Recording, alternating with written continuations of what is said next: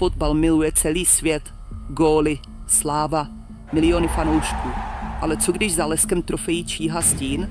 Tihle hráči nebyli obviněni z faulů na hřišti, ale ze zločinů, které otřásly světem. Znásilnění, daňové úniky, vydírání, vražda, od Ronalda přes Messiho, Neymara, až po fotbalistu, který skončil na šibenici, a jiného, který zastřelil vlastní ženu. Tohle není jen sport, tohle je noční můra ukrytá v kopačkách.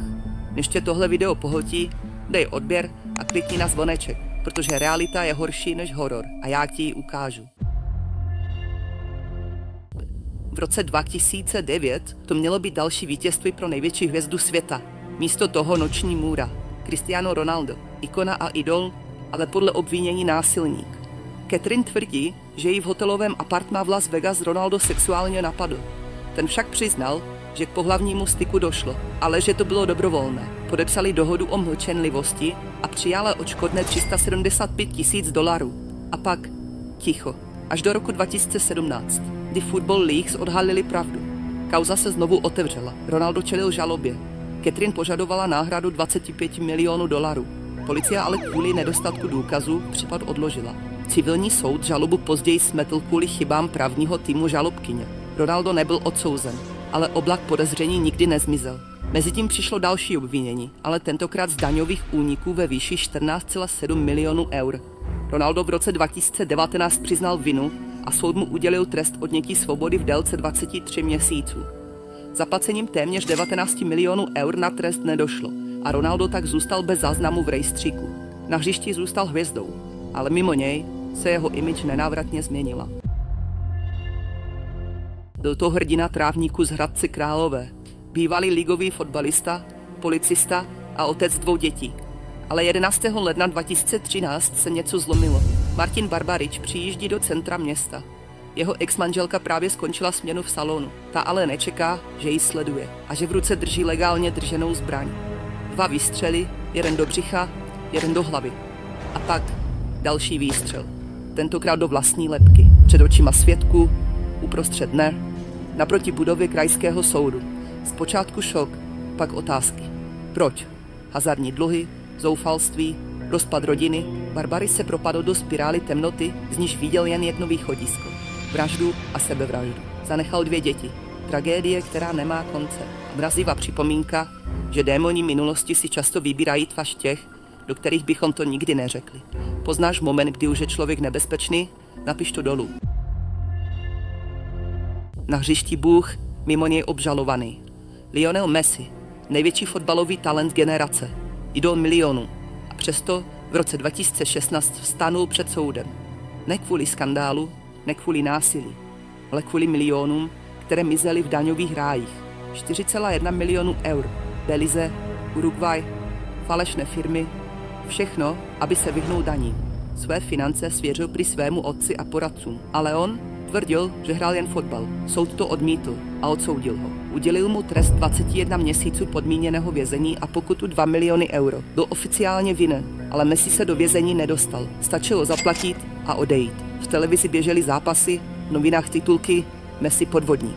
A fanoušci? V Argentině i v Barceloně převládla podpora a mnozí z nich věřili, že se Messi stal obětí špatného poradenství. Jde o důvěru. O to, co se děje za oponou slávy. A o to, že ani nejčistší nohy nemusí mít čisté úmysly. Ikona Brazílie, idol generace a přesto jednou nohou ve vězení. Neymar, nejdražší fotbalista světa. V květnu 2019 ho brazilská modelka obvinila ze znásilnění v pařížském hotelu. Tvrdila, že se jednalo o fyzické násilí, útok a že má z toho trauma. Neymar však tvrdil, že to bylo z lásky. Média šílela, policie ho vyšetřovala, ale důkazy ty byly slabé a případ byl tak uzavřen. Neymar byl volný, ale tím to neskončilo. Modelka a její partner byli později obviněni z vydírání. Kdo tedy lhal a kdo mluvil pravdu? Veřejnost byla rozpolcená. Fanoušci ho bránili, jiní mluvili o toxické slávě a moci. Neymar to nezvládl a emočně skolaboval. Zveřejnil soukromé zprávy a nahé fotky dívky, aby očistil své jméno, ale tím porušil zákon. Na hřišti přišel o kapitánskou pásku a mimo něj o důvěru. Tohle není příběh o víně. Je to příběh o stínu. O tom, jak blízko je sláva k temnotě a že někdy i největší hvězda padá bez zvuku.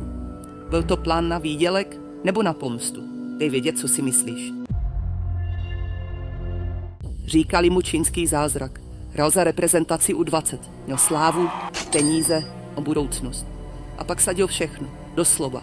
Wen, záložník z Číny, byl vyhozen z týmu kvůli sázkařské mafii. Závislost ho zlomila. Všechno prohrál a když dlužil 80 000 juanů, rozhodl se, že zaplatí jinak. Červen 2007. Půjčovatel peněz. Nůž, krev, vražda. S 2 komplici ubodali věřitele. Ukradli i jeho peníze. A mysleli si, že to skončilo. Ale policie je dostala. Wen byl odsouzen k trestu smrti. Měl 2 roky na to, aby se polepšil, aby přežil. Dostal odklad. Z trestu smrti se dostal na trest odnětí svobody v délce 22 let. Propuštění zatím nedošlo a ve vězení zůstane přibližně do roku 2029. Tady nejsou titulky, žádné rozhovory.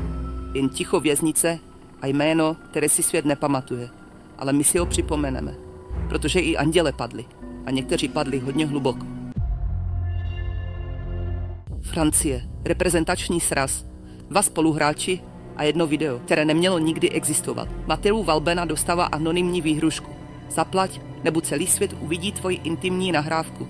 A pak se do věci zaplete jeho vlastní kamarád, Karim Benzema. Policie sledovala každý jejich krok. Benzema prý Valbuenovi poradil, jak to vyřešit.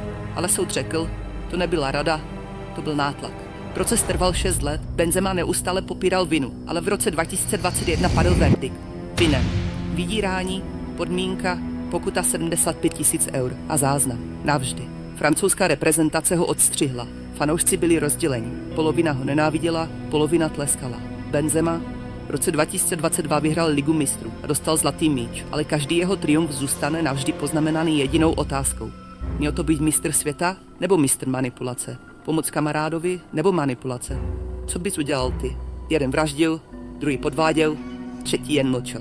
Do komentářů napiš, kdo tě šokoval nejvíc a klikni na odběr.